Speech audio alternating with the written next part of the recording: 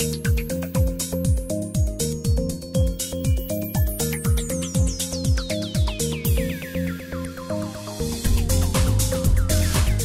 noite. Bom, estamos aqui com o grupo 5 e grupo 2. Uma vez mais, na presença de vocês agora, eu agradeço a presença do professor Leonardo Alonso e da professora Mariana Ortiz, que estão aqui na comissão julgadora junto comigo, nos honrando com a presença. E nós fizemos, no primeiro momento, uma intervenção incidental, ao contrário de ontem. Hoje, então, vocês não precisam reservar tempo para o final, porque nós vamos fazer as intervenções durante as exposições, ok? E aí vai ter 20 ou 25? Não, 20 minutos. 20 minutos. Como foi ontem? Como ontem. Só que, ao invés de reservar aqueles 4 minutos, nós vamos fazer perguntas durante a apresentação, ok? Então, grupo 5, vou conceder a palavra por 20 minutos para proferir a acusação. Muito obrigado. Boa noite a todos, ilustríssimos professores, doutor Celso Village, doutor Maria Ortiz, doutor Leonardo Alonso, caros colegas, Joyce, Guilherme, digníssima defesa. Os fatos, a acusação inicialmente irá abordar os fatos e a preliminar da legalidade da interceptação telefônica. Paulino foi indiciado na Operação Império Contra-Ataca pela prática dos delitos previstos no artigo 16 da Lei 7492, por operar casa de câmbio sem a devida autorização durante o período de 10 anos, e também pelo artigo 288 do Código Penal. A partir dessas investigações do processo contra Paulino, o MPF ofereceu denúncia contra Maurício, porque foram, como incurso no crime de lavagem previsto no artigo 1º, inciso 6º, da Lei 9.613/98. O relatório da COAF demonstrou que diversas transações atípicas nas contas bancárias de Maurício, tanto na pessoa física quanto na pessoa jurídica da empresa Artimanha e da empresa Penteado. Um grande valor, uma grande quantia, aproximadamente 15 milhões de reais foram movimentados nessas contas. E também Maurício sacava grandes quantias em espécies, valores de 10 mil reais, 20 mil reais, chegando até 90 mil reais ou mais em algumas ocasiões.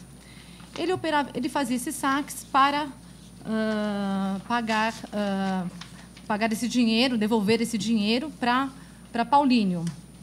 Em troca, ele ficava com 1% desse valor, como uma forma de remuneração. E isso tudo a pedido de Paulino, no período compreendido de 2004 a 2008.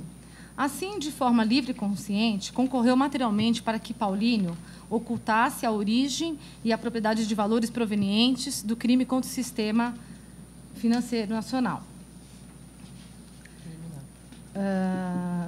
A instrução processual teve seu curso normal e, em sede de sentença, a acusação foi julgada procedente, condenando o réu Maurício a pena de 4 anos de reclusão, como incluso no artigo 1º, inciso 6º da Lei 9.613/98.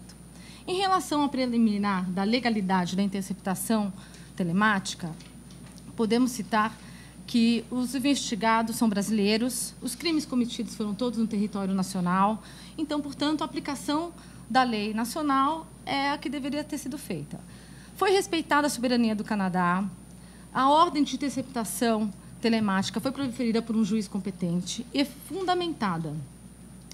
Do mesmo modo, não houve nenhum prejuízo para a defesa na forma com que essa interceptação telemática foi feita.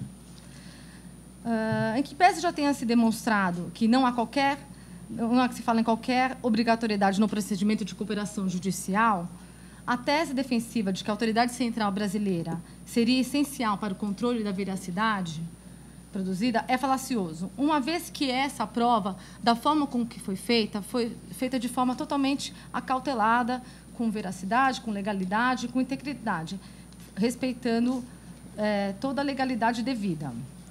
É importante frisar que o objetivo da cooperação internacional é sempre a facilitação da obtenção da prova e não dificultar. Então, se você tem um outro meio para obter a prova, né, se a soberania canadense não criou obstáculos, se a empresa também não criou obstáculo e concedeu essa prova, não tem por que você se utilizar de uma cooperação internacional. No caso, o tratado entre Brasil e Canadá, de assistência à multa. Doutora, se tratasse de um banco na Suíça,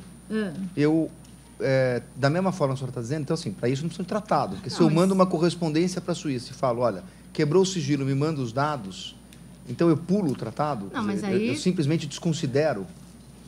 Não, mas aí era uma conta na Suíça, que um eventual crime na Suíça. Acho que é diferente desse caso. Ok. Tá certo? Por fim, como o objetivo é facilitar e não dificultar, é importante citarmos o preâmbulo do Acordo de Cooperação entre Brasil e Canadá, que diz que, desejosos de tornar mais efetivas as ações dos países de investigação, processo penal e repressão do crime, mediante cooperação e assistência à multa em matéria penal. Assim, não há ilegalidade na prova nesses autos e nem prejuízo. Tal objetivo atingiu seus fins e não a nulidade. Perfeito. Agora, já partindo diretamente para o mérito da questão, com certeza serão superadas todas as preliminares que eventualmente possam ser alegadas. De início, a gente vai conceituar o crime de lavagem de capitais na ótica da acusação. Os verbos nucleares do tipo são ocultar e dissimular. Entendemos que a aparência de licitude é um especial fim de agir. Significa dizer que é um dolo específico e, para tanto, para averiguarmos se há ou não a ocorrência do crime no caso concreto, o que deve ser analisado são as provas que possibilitarão nos afirmar se há ou não a finalidade de torná-los aparentemente lícitos ou não. É importante também destacar que o crime antecedente, no caso o artigo 16 da Lei 7.492 de 86, fazia parte do rol dos crimes antecedentes à época da vigência do delito, à vigência da lei penal. Significa dizer que não há nenhuma matéria também que aqui possa ser alegada acerca da prejudicialidade. A materialidade do crime antecedente é incontroversa. Passando um pouquinho adiante, é importante também deixar bastante claro que Paulino ele dispunha de total e absoluto controle dos valores. Os valores recebidos por Maurício eram tão somente recebidos por ele porque Paulino, possuindo absoluto controle, indicava as contas de Maurício. Isso é importante, até mesmo porque apenas há lavagem se ele possui controle do objeto ilícito, que, no caso, é o próprio dinheiro advindo das transações da empresa que atuava sem a devida autorização legal. Apenas para a gente estabelecer também uma relação, é importante frisar que Maurício ele recebia 1%. É uma quantia bastante elevada, que até se analisarmos em sede de direito comparado, existe uma figura na doutrina espanhola que é denominada de recaudador, que nada mais é do que um recebedor, um intermediário, que na doutrina espanhola eles entendem que, a partir do momento que há um recaudador, que há um recebedor, que há uma pessoa que recebe para receber, ele recebe 1%, exatamente para receber valores ilícitos e, portanto, ocultar, no caso em concreto, ocultar a propriedade de tais valores, a doutrina espanhola, a jurisprudência espanhola, por exemplo, entendem pacificamente que, por si só, há tipicidade formal. É isso que a gente quer que se reconheça. Também, passando um pouquinho mais adiante, é importante frisar que, no caso em concreto, Maurício recebia dinheiro através de 3 contas. Uma delas, pessoa física, e 2 pessoas jurídicas. A primeira delas, Artimanhas, é uma pessoa jurídica regular, que atuava regularmente na economia, significa dizer, e ele era administrador da empresa na situação financeira. Ele tinha empresa com o primo dele e ele que administrava financeiramente a empresa. Como ele possuía total e absoluto controle das contas financeiras, a ocultação que se dava nas contas dele proporcionava a ocultação no sentido de que havia mistura de capitais ilícitos. A mistura, por si só, já é um elemento que demonstra... É um elemento que dificulta a persecução penal. Doutor, qual o grau de consciência do acusado com relação à origem ilícita? Perfeito. Alonso, se o senhor me permite, dolo a gente vai tratar um pouquinho mais à frente. Se o senhor me permite, eu gostaria só de acabar essa discussão. A decisão é sua, doutor. Perfeito, sem nenhum problema. E só para complementar a respeito dessas contas das empresas, a Penteado Assessoria foi uma empresa que foi aberta única e exclusivamente para receber tais valores. Significa dizer, uma das empresas era utilizada para mistura de ativos e a outra empresa era utilizada apenas e tão somente para receber tais valores, o que demonstra o caráter ilícito. Por fim, e só para complementar, a gente não pode perder de vista que estamos falando de um processo que obteve movimentação, um valor aproximado de 13,5 milhões. Receber 1% desses valores significa o mesmo de que receber 135 mil reais. Uma quantia elevada, que deve ser, sim, sopesada quanto à tipicidade do caso.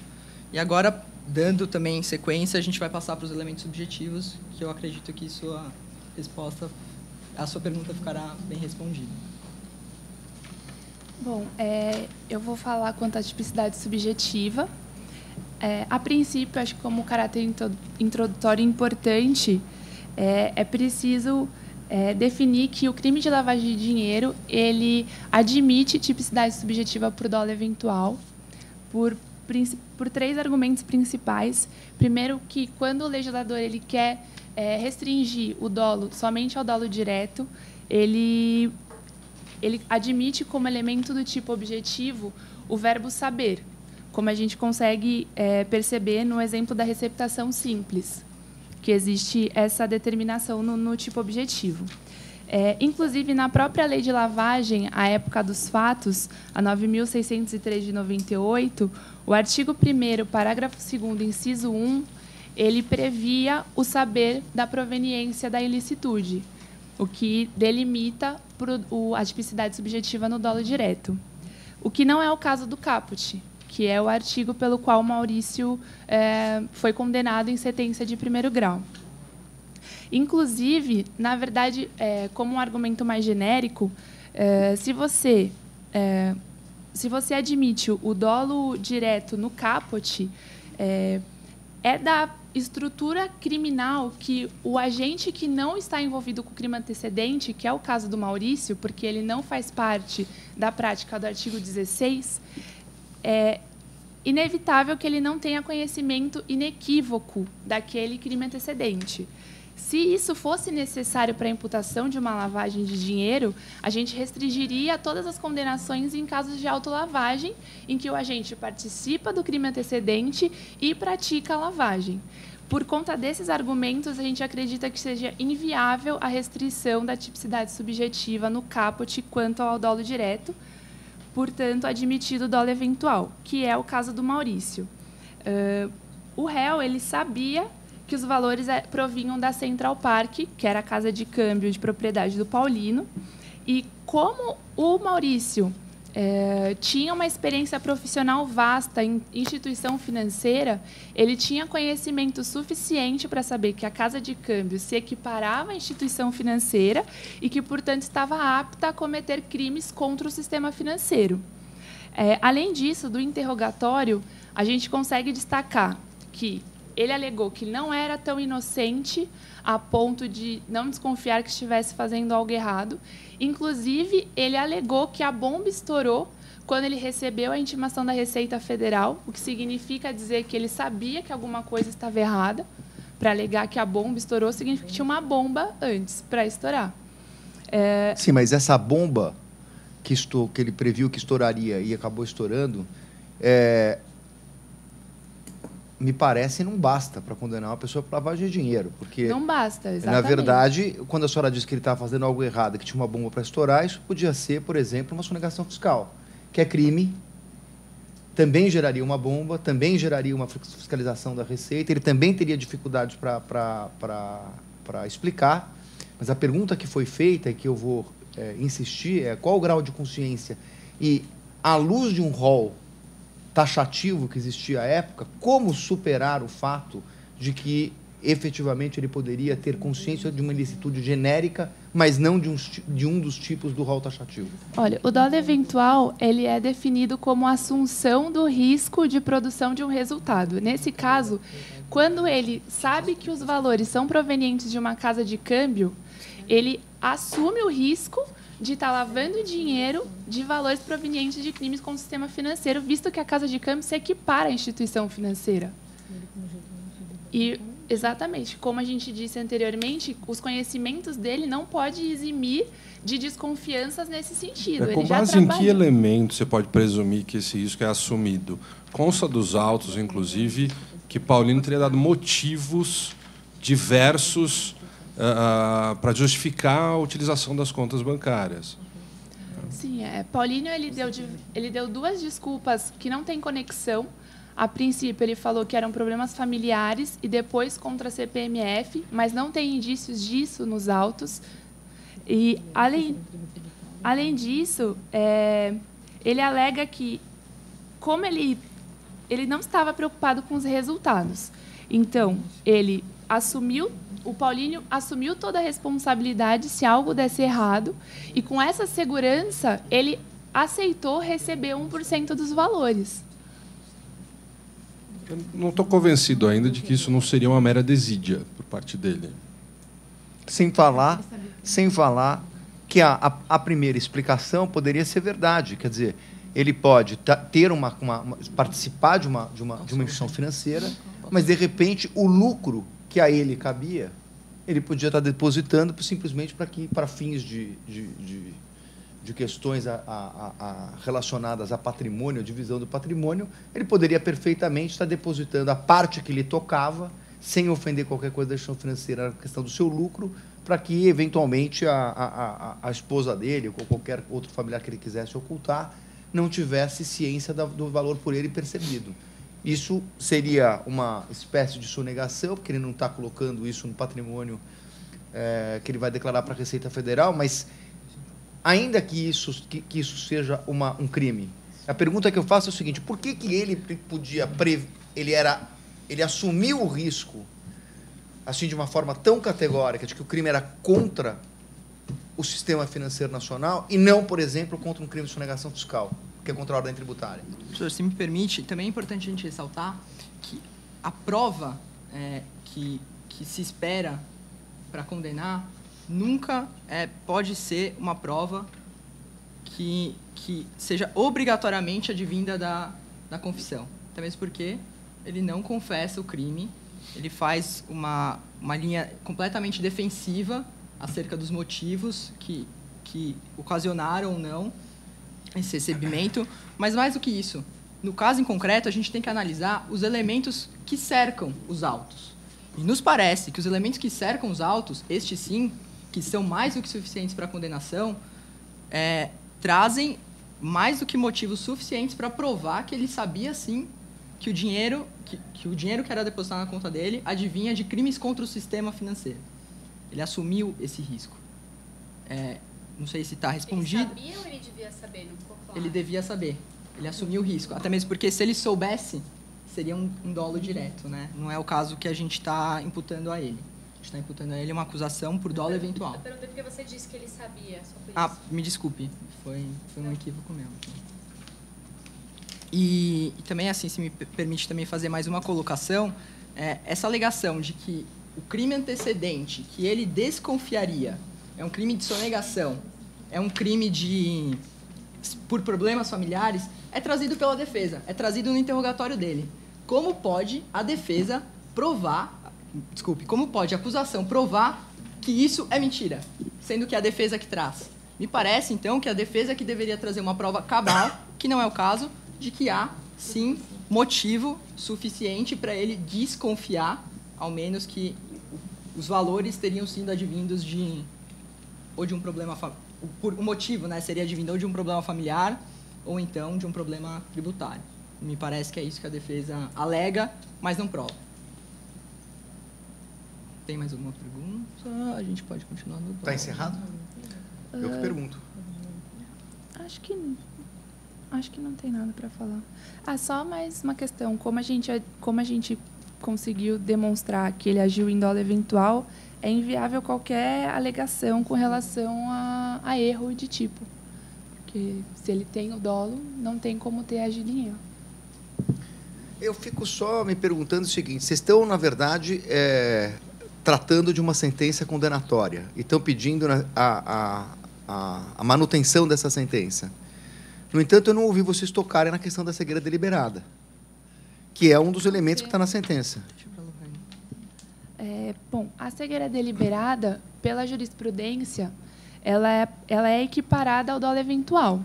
No caso, o Maurício ele tinha conhecimentos mínimos para a configuração do dolo eventual, e se, no caso, entendêssemos que ele fechou os olhos para confirmar as desconfianças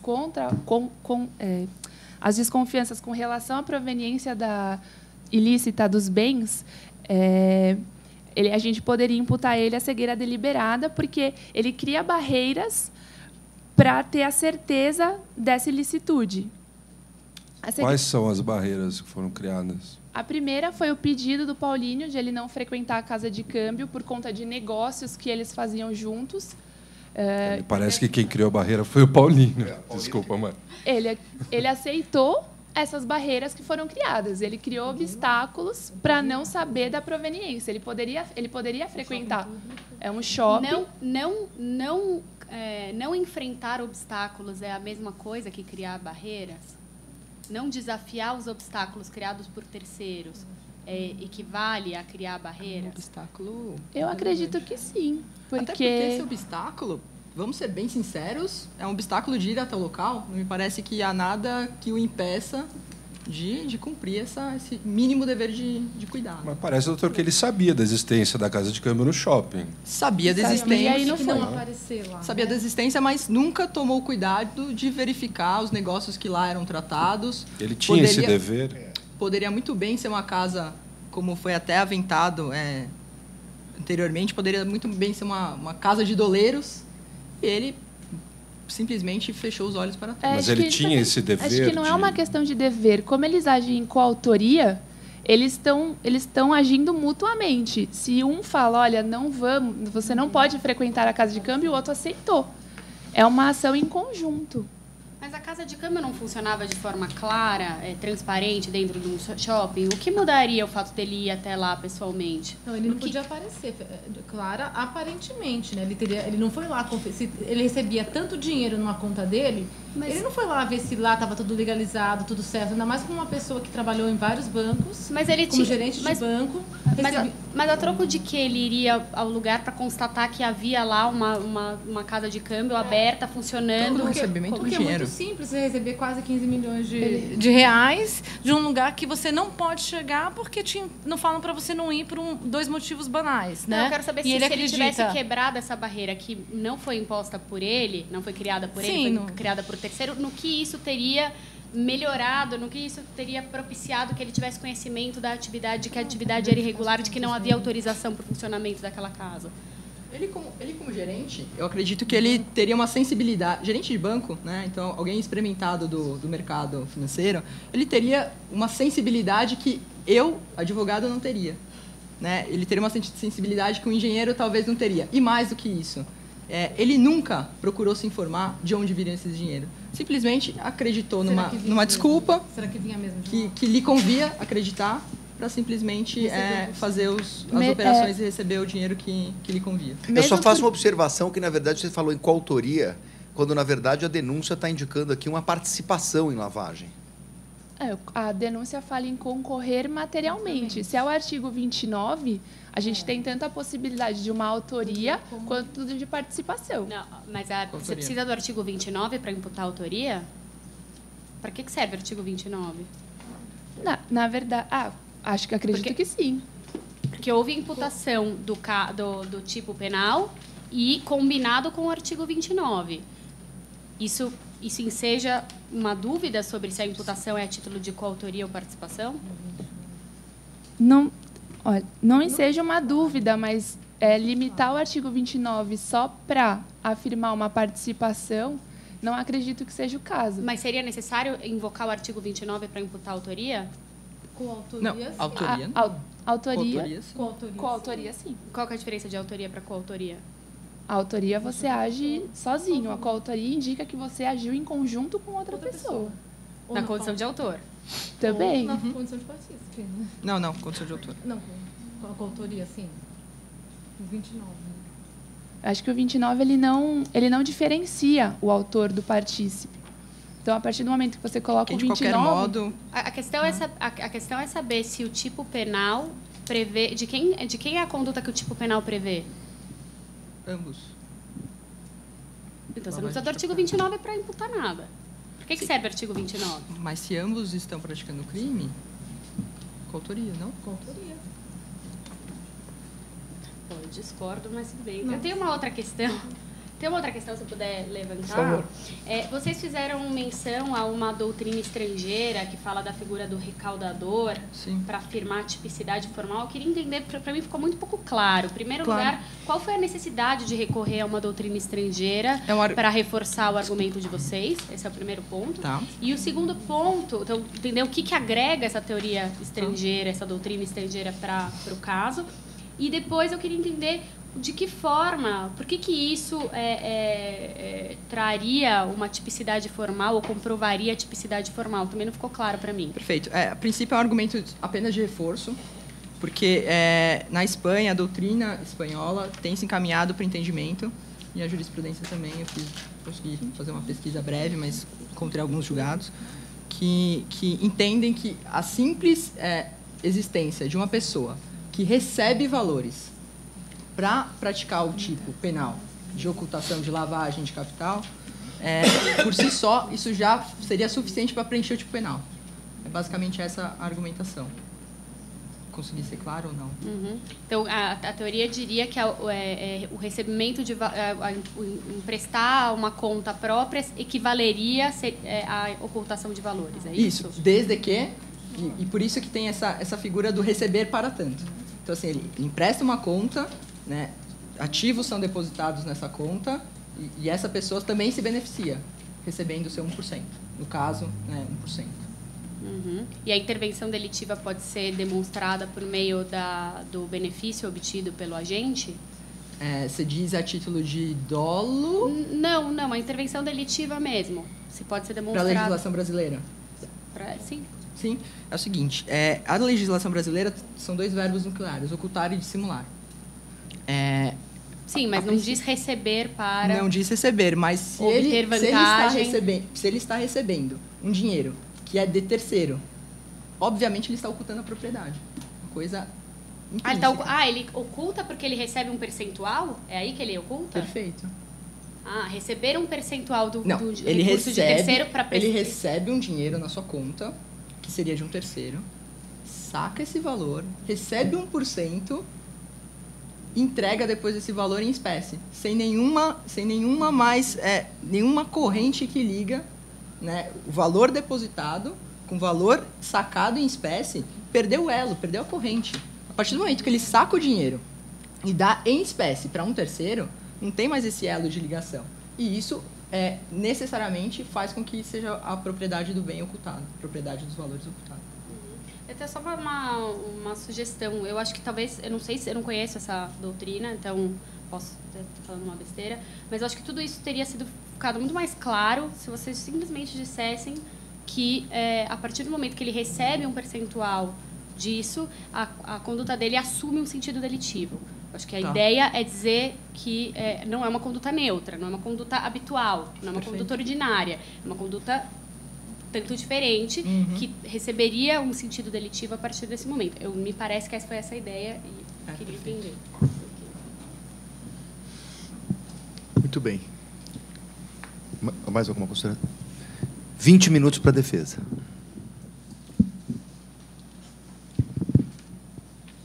Bom, boa noite a todos os presentes. Vou pedir licença para pular a parte dos fatos, como ela já foi falada pela acusação, e a gente vai também trazer de novo na nossa argumentação. Acho que seria desnecessário repetir esse tópico. A gente começa preliminares. Há uma preliminar sobre a ilegalidade da prova colhida. A defesa entende que houve uma nulidade de caráter absoluto no curso do processo e a prova deve ser desentranhada dos autos. O principal argumento da acusação para manter a prova nos autos é que os investigados seriam brasileiros, o crime teria sido cometido aqui, então, por isso, haveria essa autorização para o juiz mandar um ofício para a polícia, encaminhar um ofício diretamente a uma empresa sediada no Canadá para cumprir a ordem de quebra de sigilo. E, além disso, o outro argumento invocado é que a empresa teria uma subsidiária no Brasil. Nesse ponto, a acusação confunde a competência para julgar o crime com a territorialidade da jurisdição brasileira.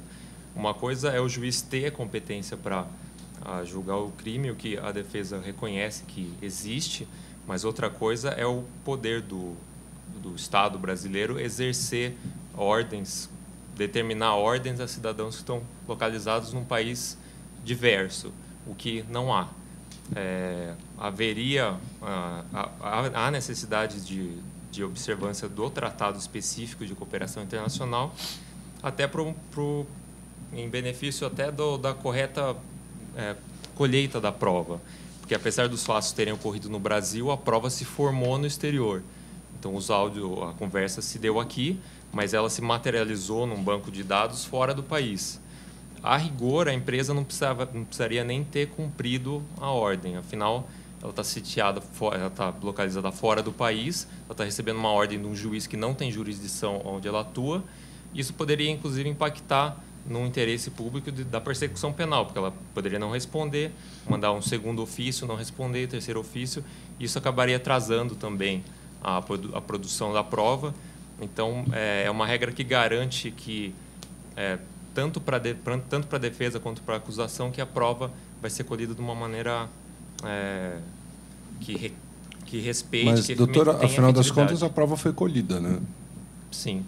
Esse é um ponto que eu vou entrar, que a gente entende que aí é uma nulidade absoluta, que a acusação alega que não houve prejuízo para a defesa. E houve? Seria desnecessário haver prejuízo para a defesa. Não é o que pensa o Código de Processo Penal. É o que prevê a Constituição, Excelência. Então o artigo 563 do Código de Processo é inconstitucional, que diz que tem que ser demonstrado prejuízo? A nulidade? A nulidade... Não, é que assim, tem um princípio segundo o qual não há nenhuma nulidade sem prejuízo.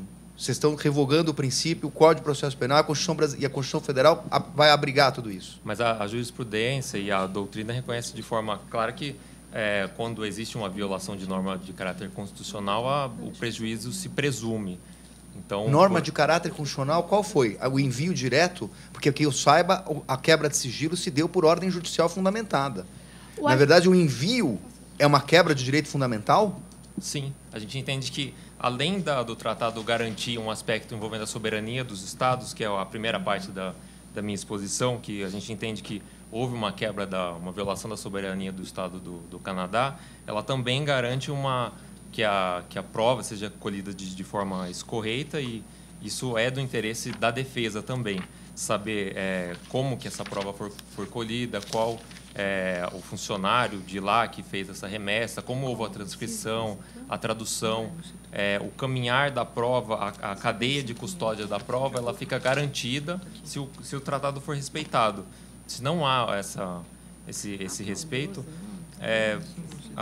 assim, a gente entende que o prejuízo já é presumido daí. A gente poderia até entrar numa questão de, olha, realmente houve prejuízo efetivo, mas isso demandaria da defesa fazer um exercício hipotético de imaginar, se o tratado tivesse sido respeitado, qual seria a diferença com a situação atual. Então, acho que isso não cabe a defesa fazer. O que a gente pode analisar... O Supremo entende também que é presumido o prejuízo? Eu já não sei dizer a posição do Supremo de cabeça, mas... Então, mas sustentar uma inconstitucionalidade sem saber a posição do Supremo é uma medida um tanto quanto arrojada da sua parte, porque, no fundo, o que o senhor está pedindo é o seguinte: tem um artigo do Código de Processo Penal há uma quebra de direito fundamental que eu não consigo verificar, porque houve uma quebra de sigilo efetivamente fundamentada pela autoridade competente, e o senhor sustenta uma inconstitucionalidade com prejuízo presumido, quer dizer, então, na verdade, o senhor está nos colocando na posição de anular uma prova sem que... Quer dizer, por outras palavras, se essa prova inteira que foi trazida para cá não tem uma utilização na sentença, eu vou anular a sentença que o senhor está pedindo? Eu não entendo como. Não, a gente está pedindo que a prova seja considerada nula. Posso falar? Excelência, o artigo 5º da Constituição prevê que é inviolável o sigilo das comunicações e de dados. E a única hipótese em que pode haver violação é nas hipóteses e na forma em que a lei estabelecer. Isso daqui é o artigo 5º da Constituição, inciso 12. No caso, ainda que o Código de Processo Penal exige um prejuízo, ele não pode prevalecer sobre direitos fundamentais previstos na Constituição. E como é previsto que a violação de um direito fundamental, que é esse sigilo de dados, está previsto na Constituição e ele só pode afastar o sigilo na forma da lei, a forma com que isso, como a forma da lei não foi seguida, há uma violação à Constituição e é desnecessário qualquer alegação de prejuízo por parte da defesa. Eu estou assim que antes já teve diversos julgados no Supremo considerando que antes da vigência da lei de interceptação a prova seria nula, porque não tinha nenhum parâmetro para orientar essa violação, essa restrição do direito fundamental da intimidade. Então, por esse aspecto, a prova tem que ser considerada nula.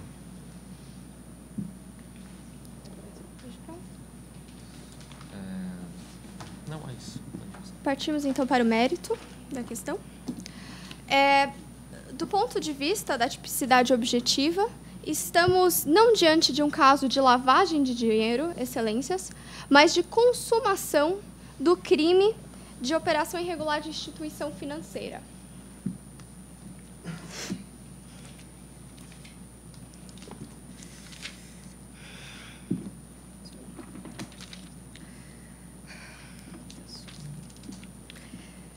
Excelência, só para explicar o meu raciocínio, a instituição financeira, pela legislação penal, ela é estabelecida no artigo 1º da Lei 7.492.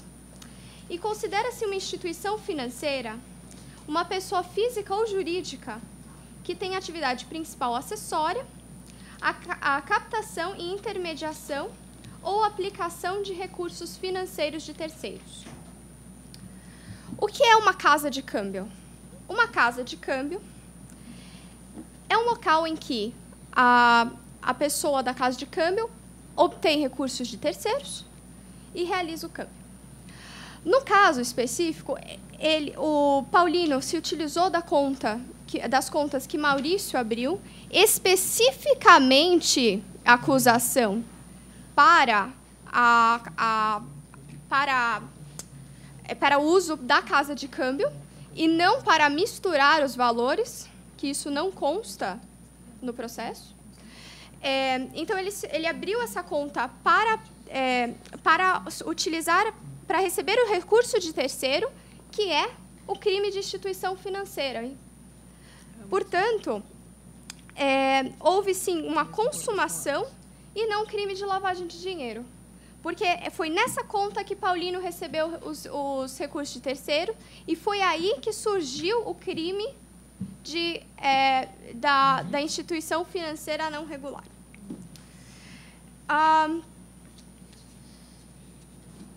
Do ponto de vista do dolo eventual é assunção de risco e aceitação de resultado.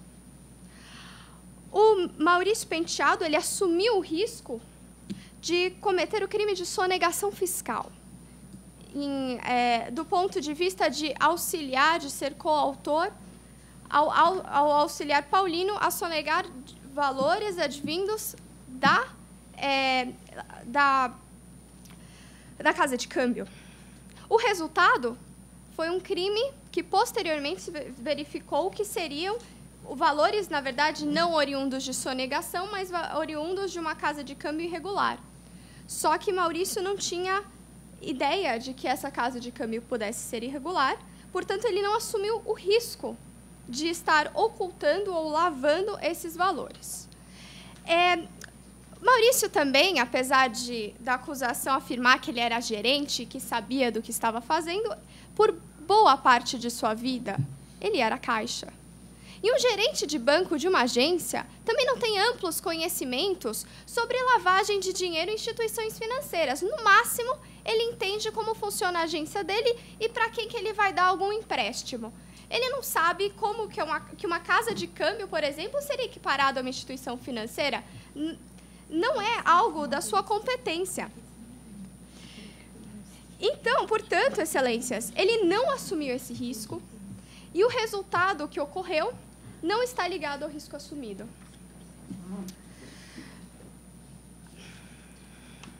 Também, outro argumento afastando o dolo eventual, poderíamos fazer um paralelo com o crime de receptação. Tanto o crime de receptação e ocultação, eles são muito parecidos na sua construção. Ambos envolvem podem envolver o recebimento de valores, como no caso houve, né, o recebimento de valores de terceiros, e um futuro repasse desse valor. A grande diferença entre a receptação e a ocultação da lavagem de dinheiro é a dissimulação com o objetivo de reinserção na economia. Então, no crime de receptação, há uma previsão de receptação culposa, em que a pessoa que deveria desconfiar dos montantes recebidos ou da forma que foi recebida, pelo valor que foi comprado ou da forma que foi recebida, responderia pelo crime de receptação culposa. Pelo princípio da isonomia, deve-se aplicar essa mesma ideia para o crime de lavagem de dinheiro. E no caso de lavagem de dinheiro, uma pessoa que deveria em tese saber, e que no caso não entendemos que Maurício deveria saber, responderia pelo crime de lavagem de dinheiro na modalidade culposa, que não existe. Portanto, a conduta é atípica também por esse argumento. No mais, não há de se alegar cegueira deliberada. A acusação confundiu cegueira deliberada com dolo eventual, tentou trazer um instituto do exterior sem qualquer adaptação ao sistema normativo nacional. E até porque a cegueira deliberada é incompatível com o artigo 20 do Código Penal, pois a partir do momento em que se cria uma estrutura, a pessoa passa a desconhecer dos fatos, dos elementos do tipo. E, portanto, pelo artigo 20, ela poderia, no máximo, ser responsabilizada por uma modalidade culposa, e que, no caso de lavagem, não há. Portanto, seria atípica também, aplicando a teoria da cegueira deliberada, que não poderia ser compatível com o dolo eventual. Doutora, antes da senhora prosseguir, sim, e até para a gente não passar muito do primeiro tema, que me surgiu uma dúvida, porque a senhora está cometendo, no meu modo de ver, uma contradição muito grave na defesa do seu cliente. Porque, num primeiro momento, a senhora fez uma pergunta a todos. O que é isto? É uma consumação do crime de instituição financeira. Para, no momento seguinte, a senhora dizer o seguinte: ele, no máximo, assumiu o risco de que era uma sonegação fiscal. Bom, ou ao mar ou à terra. Ou bem ele é coautor ou partícipe da questão relacionada a uma instituição financeira clandestina, ou então esse crime foi consumado e ele está entendendo que é uma sonegação fiscal. Sim. As duas coisas no tempo são impossíveis. Excelência. Ele cometeu o crime consumação. Ele não... Vamos lá. O que ocorreu foi uma consumação de operação irregular de instituição financeira. A parte do dolo, foram todos argumentos para rebater a acusação. Nós entendemos que houve o crime... o único crime que ocorreu foi a consumação de operação de instituição financeira irregular, do qual o cliente não sabia que era irregular, portanto, ele nem tinha dolo de partícipe, por exemplo. E, do ponto de vista do dolo eventual e da cegueira deliberada, doutora, nós apenas como a senhora explica a remuneração dele? Quer dizer, se bem ele não desprezou nenhum risco com relação ao resultado da lavagem, mas também não tinha o dolo da operação de instituição financeira regular, e ele recebia remuneração a que título? Bom, ele recebia remuneração pela abertura de conta e por ter os valores circulando em sua conta. Então, ele operava uma instituição financeira sem autorização, é isso que a senhora está dizendo? Não, isso. Quem operava era Paulino. Ele apenas abriu as contas bancárias. Ele recebeu valores para a abertura dessas contas. Consta dos autos que ele efetuava saques e transferências. Efetuava saques e transferia. Em espécie. O que não configura a lavagem de dinheiro, no caso, pois não havia ao dolo de reinserção, e sim havia apenas... não havia uma ocultação, havia apenas um saque e entregue os valores eram entregues para Paulino, porque eram os lucros obtidos dessa operação irregular. Fazia parte da operação irregular de Paulino, da qual Maurício não sabia do que estava ocorrendo. Ele apenas sacava e entregava. Ele não sabia que se tratava de uma casa de câmbio irregular. A minha pergunta é, a conduta do Maurício, por si só, ela não tem um sentido delitivo, ou no mínimo irregular? Independentemente da conduta do Paulino, a própria conduta do Maurício, receber um percentual, no total, um valor de mais de R$130 mil, para não prestar serviço nenhum, para simplesmente emprestar a conta dele, já não tem um sentido delitivo nesse próprio proceder dele, na própria conduta dele?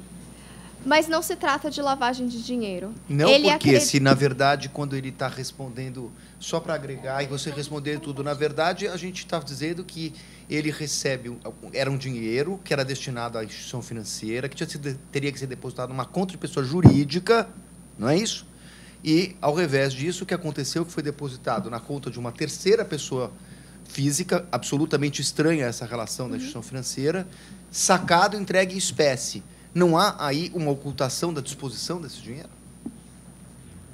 Ou da própria propriedade? Porque a propriedade seria da instituição financeira, uma pessoa física. Sim.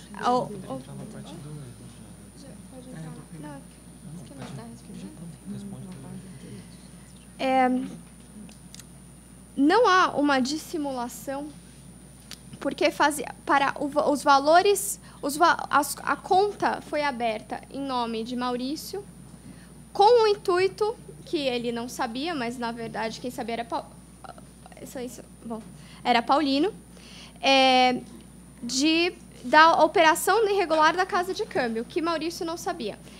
Para que Paulino reavisse os valores que ele obtinha pelo crime de operação irregular da instituição financeira, havia o saque por parte de Maurício. Ele participava no que ele acreditava era uma sonegação fiscal para Maurício. E, posteriormente, se verificou que era um crime, que os valores eram oriundos de uma instituição financeira irregular que ele não sabia. Por que é sonegação fiscal? Porque ele, em certo momento, afirma que acreditava que Paulino tinha aberto que Paulino queria que os valores fossem depositados na conta dele para fugir de CPMF. E já entrando na parte do erro, o que existe nos autos de prova, que isso é de forma bem consistente, é que o acusado obrou em erro, ele não sabia da existência de suposta irregularidade na casa. 30 segundos para eu concluir. E porque todos os elementos demonstram que ele ou acreditava estar contribuindo para um crime de sonegação fiscal ou fraude de execução para fugir de pensão alimentícia da filha. O problema que ele imaginou, a bomba, é a intimação da Receita, ou seja, um problema fiscal. E a própria confissão dele em interrogatório demonstra que ele tinha consciência apenas de que estaria contribuindo, às vezes, porventura, por uma questão de contribuindo na sonegação, fazendo uma contabilidade não declarada e aí contribuindo para supressão de impostos e esse tipo de conduta que, à época, não era crime antecedente da lavagem. A gente entende que ele fez algo lícito, tinha consciência disso e, efetivamente, tem que ser punido pelo que ele fez, não pelo que a acusação quer que ele seja punido.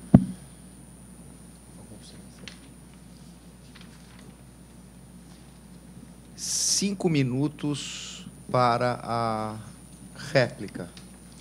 Mas, só um minuto.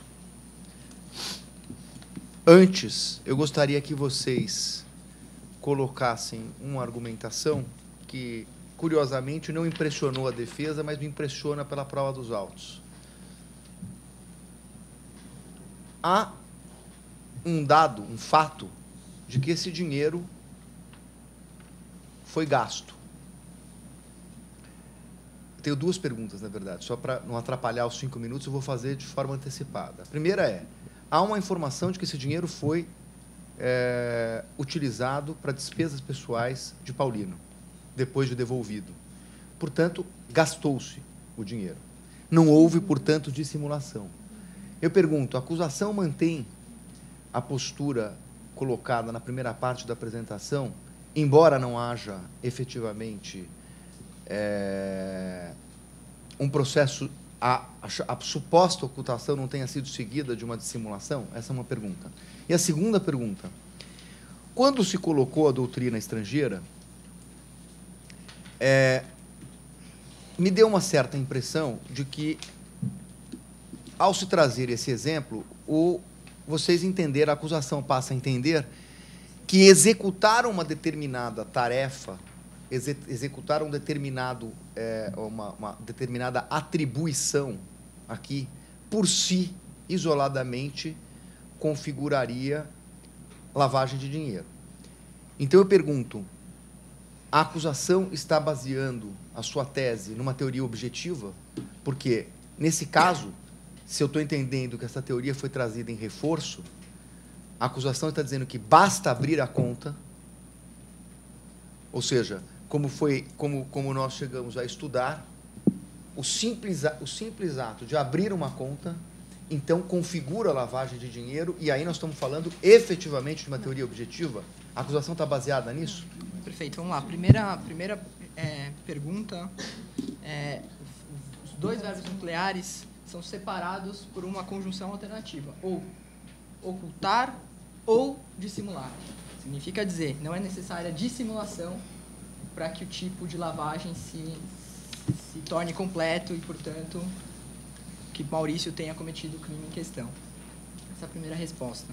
A segunda resposta logo no início da nossa apresentação, nós trouxemos que o conceito adotado pela acusação seria de quê? Seria necessário uma ocultação, uma dissimulação com a finalidade de tornar bens ilícitos aparentemente ilícitos. Estamos também respondendo, não estamos adotando aqui uma teoria objetiva.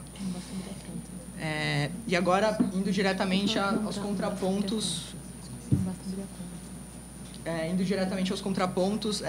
suscitados pela defesa. Preliminar, foi dito expressamente, a gente até teve o cuidado de anotar essa frase, que, a rigor, a empresa não precisava cumprir a ordem, mas ela cumpriu. Significa dizer, se ela cumpriu, se ela não precisava e cumpriu, prejuízo nenhum há. E diga-se mais, ela não colocou nenhum obstáculo para que essa ordem fosse cumprida. Uma ordem, frise-se, legal, devidamente fundamentada, que apurava crimes ocorridos no Brasil, território nacional, por brasileiros. E então entendo que esse argumento cai por terra diante dessas colocações. De toda forma, também, de forma alguma foi demonstrado aqui o prejuízo, que seria essencial para que essa preliminar tivesse êxito. E não foi o que aconteceu. Também, agora, argumentando acerca da questão do exaurimento do crime antecedente que ela trouxe. De início, é importante pontuar que já isso aconteceu no voto do mensalão. A ministra Rosa Weber, que teve o posicionamento mais maleável nesse ponto, entendeu que o exaurimento, no caso lá a corrupção, exaurimento da corrupção poderia sim ser procedida, posteriormente poderia ter uma lavagem, desde que o agente tivesse controle dos ativos. No caso, quem determinava aonde o dinheiro seria depositado era exatamente Paulinho. Significa dizer, ele tinha controle de para onde iam os valores que a casa de câmbio deveria receber.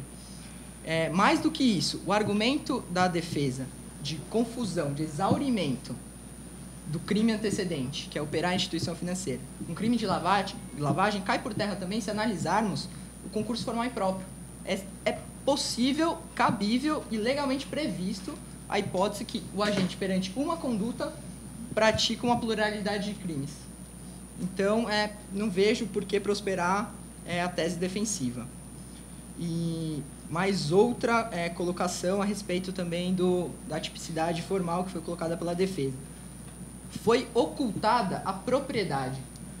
Significa dizer, os bens da casa de câmbio eram repassados, bens que deveriam ser da casa de câmbio, eram repassados diretamente para as contas de Paulinho, seja pessoa física, sejam pessoas jurídicas. Essa simples operação por si só oculta a propriedade. Por que, então, não foram depositados os valores diretamente na conta que deveriam ser depositados? Me parece que o porquê disso é muito claro. É uma lavagem de dinheiro. Por fim, apenas para argumentar nessa questão de dolo eventual que eles trouxeram, o fato de criar barreiras ou não procurar se informar pela jurisprudência brasileira equivale a dolo eventual.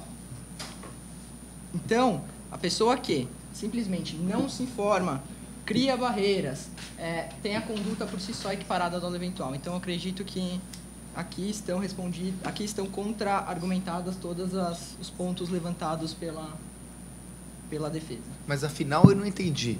Então, só talvez eu tenha entendido de forma equivocada. O senhor está defendendo que essa conduta pode ter sido um exaurimento? Não, de forma alguma.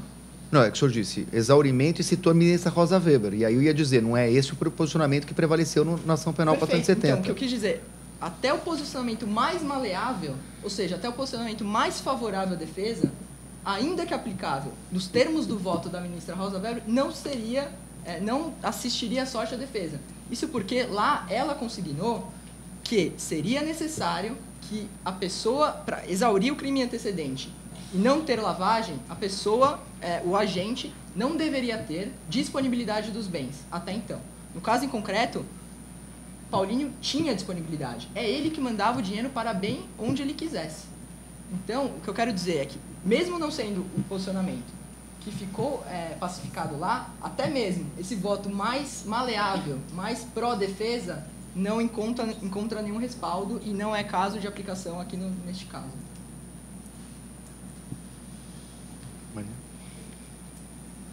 Tréplica.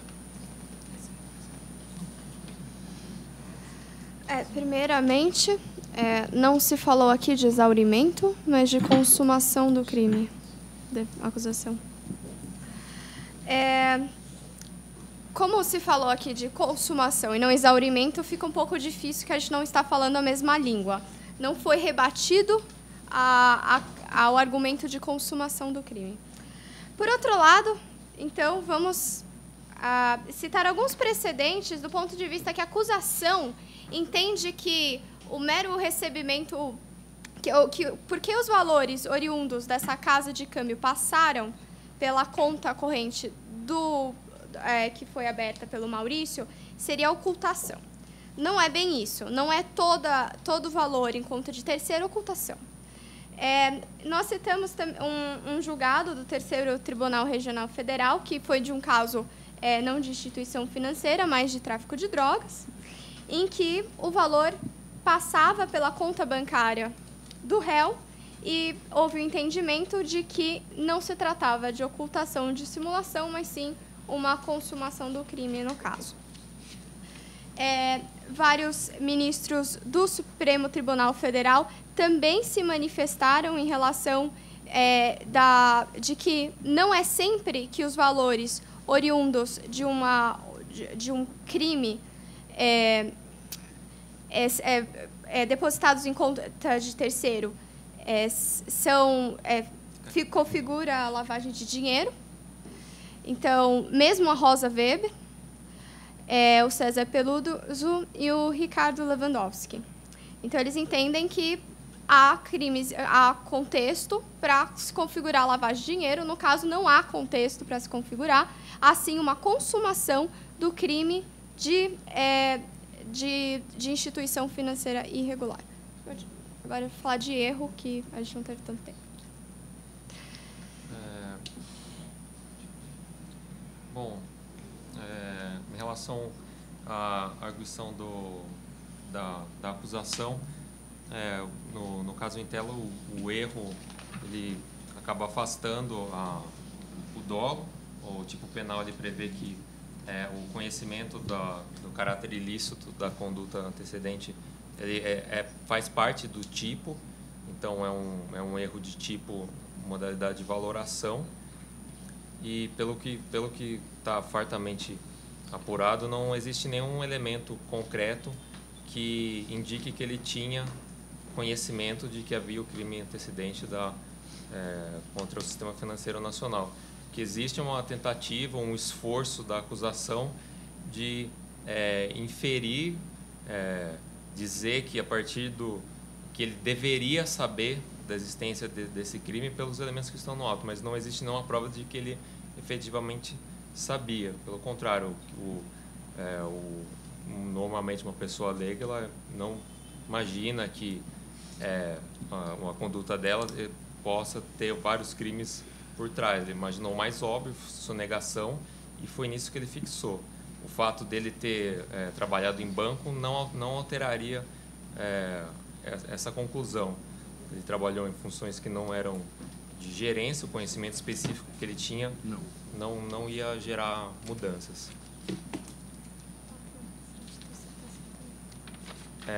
Por fim, a gente vai rebater, fazer a tréplica em relação a preliminar. Novamente, a acusação confunde a competência para julgar o crime com o princípio da territorialidade. A gente entende que, no caso Intela, houve tanto violação de normas de direito internacional público, quanto de normas de interesse da salvaguarda dos direitos fundamentais do acusado. O fato de ter cumprido espontaneamente a ordem não muda o fato de que o tratado não foi respeitado, que teve o pragmatismo pró-acusação não pode se sobrepor à legalidade. Então, a gente acha que é uma garantia tanto para o acusado quanto para o Estado brasileiro a observância dessas normas de direito internacional público. Ou seja, não pode rasgar a Constituição da forma que o Ministério Público quer. Pedimos a absolvição do nosso cliente. Muito bem. Professora, seus comentários. Eu queria parabenizar os dois grupos. Acho que algumas alegações não ficaram, para mim, suficientemente claras qual era exatamente o objetivo. E, como, por exemplo, essa questão do recaudador, não achei que isso acrescentou, não teria perdido tempo para trazer esse elemento, porque, na verdade, não achei que ele agregou muito na versão da acusação. É um exemplo. E da parte da defesa, também achei que alguns argumentos ficaram um pouco confusos. Me pergunto se não teria sido mais fácil sustentar desde o início que havia, na verdade, uma concorrência para uma eventual sonegação fiscal. Porque, de fato, é estranho não conferir, não estranhar a conduta do Maurício, né? Não é uma conduta habitual, não é uma conduta que não tem sentido ilícito nenhum. Né? E ele mesmo reconhece que... e, na verdade, acho que todos os elementos dos autos, todos os elementos do caso, apontavam para talvez essa saída que me parece que talvez fosse a melhor. Ele mesmo disse que sabia que ele não estava agindo de forma 100% correta, né? Então, encampasse essa versão de que, porque de fato ele não estava agindo 100% correto, ele não prestava serviço nenhum que lhe garantisse justamente o recebimento de 1%, né? Fosse na linha de que ele acreditava concorrer para uma sonegação fiscal da parte do Paulino. Uhum. Né? Aí a gente conferiria um sentido delitivo para a conduta dele, de participação, né? Um dolo nesse sentido, de concorrer para uma conduta dolosa de terceiro, e excluiria a imputação de lavagem sem ser pela via do exaurimento ou da consumação do crime antecedente, porque se a gente diz que ele não sabia também do funcionamento ilícito, do funcionamento sem autorização da casa de câmbio, na verdade isso redundaria numa atipicidade absoluta da conduta dele, o que é um pouco forçado para o caso, né? Assim, ser absolutamente atípica, no meu entendimento, a conduta dele, quer dizer, não ter sentido delitivo nenhum, né? Não enquadrar, não digo que ela por si só configure um determinado tipo penal, né? Mas que ela é, de fato, um auxílio material para que o Paulino praticasse algum crime. Então, a gente tinha que escolher para qual crime ele estava concorrendo, né? Qual que ele estava ajudando. Talvez, posso estar enganada, fosse mais fácil ter ido pela linha da sonegação fiscal, porque tinha todos os elementos de tipo subjetivo para isso, e, objetivamente, acho que era bastante razoável. Então, acho que no outro grupo aconteceu a mesma coisa, foi sustentada a mesma tese. Eu acho que ela fica um pouco, talvez como uma tese subsidiária, e aí quando o professor perguntou se não havia um conflito em hora dizer uma coisa, hora dizer outra, talvez tivesse sustentado uma tese principal e uma tese subsidiária. Olha, se não for esse o entendimento, então que se entenda que configure esse outro crime e tal, enfim. Né? Não sei, essas são minhas considerações, mas parabéns para os dois grupos. Bom, eu dou também meus parabéns para os dois grupos, faço minhas as palavras da Mariana. Fazer pontuações, mais do ponto de vista da dinâmica, é mais confortável acusar, né? Mas também é mais difícil porque o seu standard é mais alto, né? Você tem o ônus da prova. E eu acho que, no caso, vocês tinham uma sentença condenatória. Do ponto de vista técnico, é bom explorar isso. Né? Você tem uma arma a mais, uma carta a mais na manga. A defesa, acho que começou bem, indo para uma dialética mais específica, rebatendo os argumentos da acusação, aproveitou o tempo da tréplica para falar do erro, que tinha sido pouco explorado na primeira parte. E eu sei que o Celso vai falar da preliminar, então eu não vou falar. Mas só uma observaçãozinha sobre isso. Na tréplica, a preliminar veio depois do ápice, né? Então, preliminar mais uma questão de organização do raciocínio, ajuda a vida dos julgadores. Mas parabéns. Bom, também parabenizo a todos. Eu sei que é difícil fazer uma sustentação oral aqui com 3 pessoas, eu principalmente mais incisivo, interrompendo. Eu sei que isso, de certa forma, desconcentra ainda uma sustentação oral. Existe, mas na competição é assim. E esses questionamentos também não são absolutamente absurdos. Na Suprema Corte Americana, por exemplo, há questionamentos para os advogados. O que eu disse para o outro grupo vale para vocês, principalmente para vocês da defesa nesse ponto, mas também para a acusação, que é uma coisa que o Leonardo disse, que eu acho importante, é o seguinte, que isso não é... Eu acho que assim, nós estamos num aprendizado em relação à própria sustentação oral, né? Então, o conselho, não de professor, mas de um advogado que tem alguma experiência, no sentido de que vocês precisam ter foco. Então, começo pela acusação. Isso que o Leonardo disse é fundamental. Vocês têm uma sentença. ela, na verdade, é um ativo do qual vocês podem partir para confirmar os dizeres do juiz, ou pelo menos eleger 1, 2 ou 3 dizeres, 3 afirmações contidas na sentença, que vocês pudessem reafirmar com mais veemência.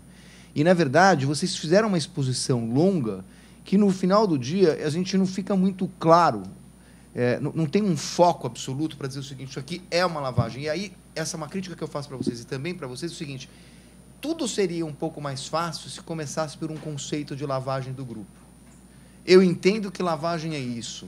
Se eu entendo que lavagem é isso, eu entendo que ele praticou desta e desta forma, de uma forma mais incisiva, e o juiz agiu corretamente. Então, quando começa a acusação, trabalhando muito com a matéria de fato, vem um conceito no meio, mas você já está com a matéria de fato, não é uma coisa que você consiga separar. Então, falta um pouco de foco a respeito de... Vocês estão tratando de uma condenação que está baseada num tipo penal, que tem um conceito, e o fato tem que se amoldar a isso. Quando vocês invertem, colocando primeiro o fato, depois o conceito, isso já não fica tão claro. E, assim, é louvável até trazer uma experiência estrangeira, mas quando você traz essa experiência estrangeira, você confundiu a própria acusação, porque você está trazendo um fato que não está posto na sentença. Por isso que ela fez o questionamento, porque no final do dia, eu também fiquei pensando, mas então ele está entendendo que é uma teoria objetiva. Se ele praticou um ato, isso é lavagem, então abriu conta, nem precisava disso, porque ele já abriu a conta. No que toca à defesa, ele já disse que ia fazer isso aqui, que eu fiz para o outro grupo, mas para vocês vou fazer de uma forma muito mais incisiva. Primeiro, vocês perderam um tempo absurdo, e hoje vocês aproveitaram a lição da banca anterior de ontem, e fizeram uma coisa mais resumida. Vocês caíram numa tentação completamente absurda, porque vocês perderam um tempo enorme para falar de uma preliminar, que é uma preliminar que eles falharam em não trazer aqui os julgamentos da Lava Jato e do Superior Tribunal de Justiça, que foi trazido pelo outro grupo. Podia ter sido trazido de uma forma muito mais incisiva. E vocês, a par do fato de que é absolutamente notável que essa matéria foi julgada, rejulgada, vocês trazem isso à colação, sustentam isso, e na questão do prejuízo, vocês presumem o prejuízo, que, assim, com todo o respeito à tese de vocês, não resiste a uma brevíssima análise, porque os tribunais jamais anulariam um caso sem que vocês trouxessem, pelo menos, porque, ainda que eu faça um esforço, que eu não concordo, de que isso seria, na verdade, um envio, uma quebra de direito fundamental, que, repito, eu não concordo, porque, na verdade, uma questão da forma que você diz na Constituição, eu não sei se exatamente a Constituição está falando da forma do envio, mas sim da forma da observância da quebra de sigilo por ordem fundamentada. Aí é estender a forma de uma forma para ser repetitivo ilimitada, né? Quer dizer, e ainda que eu concorde, e eu concordo, de que há efetivamente uma questão formal não cumprida, mas precisa mostrar, olha, na sentença tem isso, porque senão vocês estão pedindo para anular uma prova que talvez não tenha sido citada na sentença. Como é que eu vou anular uma sentença, ainda que tivesse uma coisa gravíssima, que também não acho que é o caso, mas acho grave, mas sem citação na sentença? Então, assim, vocês tinham que ter trazido o argumento de que, olha, isso foi utilizado ou não foi utilizado. Mas, repito, nem é esse o argumento, porque, à luz de... Vocês fizeram pesquisa, vocês também fizeram um trabalho de acusação, e vocês também sabem que essa tese é uma tese, hoje, não vencedora. Então, não pode... Mas isso estou dando como um conselho de estratégia de vocês focarem naquilo que é principal. E aí, repito o argumento de colocar um conceito, porque ficou confuso a parte que você falou, que eu também não sei se concordo, que isso seria consumação, sobre um determinado uma ótica, receber o dinheiro, mas a instituição financeira é a captação. E, quando ele está fazendo o câmbio, se isso era uma casa de câmbio, ele já fez uma negociação, ele já recebeu aquele dinheiro, está depositando num outro negócio. Agora, independentemente disso, se você me coloca uma tese com bastante força e me traz uma tese alternativa, eu até diria, bom, não posso não concordar, mas ela está colocando uma segunda, eu vou na segunda, mas ficou uma coisa assim, as duas são boas e as duas acabam ficando ruins porque você achou que as duas eram boas, entendeu? Quer dizer, não estou falando ruim, tecnicamente, estou dizendo, para quem está julgando, não impressiona, porque não tem força numa das teses para afastar a lavagem de dinheiro. Mas, de qualquer forma, queria parabenizar a todos, eu sei que é difícil, e agora a gente vai fazer uma reuniãozinha. Joyce, traga o pessoal aqui, acho que a gente vai para... mais fácil, né, do que sair todo mundo.